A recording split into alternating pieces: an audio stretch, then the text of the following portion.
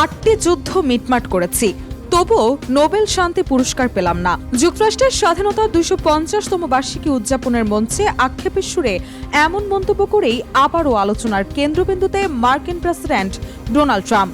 নিজের স্বভাবসুলভ রসিকতার ভঙ্গিতে ট্রাম্প বলেন তিনি অন্তত 8টি যুদ্ধ থামিয়েছেন, কিন্তু তারপরও তার ভাগ্যে নোবেল শান্তি পুরস্কার জোটেনি। বক্তব্যটি শোনার পর উপস্থিত সমর্থকদের করতালি ও উল্লাসে মুখর হয়ে ওঠে পুরো অনুষ্ঠানস্থল। এরপর ট্রাম্প তার প্রশাসনের পররাষ্ট্রনীতি, বিভিন্ন আন্তর্জাতিক সংঘাত নিরসনে নিজের ভূমিকা এবং কূটনৈতিক সাফল্যের দীর্ঘ ফিরিস্তি তুলে ধরেন। তার দাবি, সময়োপযোগী সিদ্ধান্ত ও আলোচনার মাধ্যমেই বিশ্বের বেশ কয়েকটি বড় সংঘাত প্রশমিত হয়েছে। তবে বিশ্লেষকদের মতে 8টি যুদ্ধ থামানোর এই দাবি মূলত ট্রাম্পের রাজনৈতিক বক্তব্যের অংশ এবং এতে অতিরঞ্জনের ছাপ রয়েছে। এর আগেও তিনি আব্রাহাম অ্যাকর্ডসের মতো কূটনৈতিক উদ্যোগের কথা উল্লেখ করে নিজেকে নোবেল শান্তি পুরস্কারের যোগ্য বলে দাবি করেছিলেন।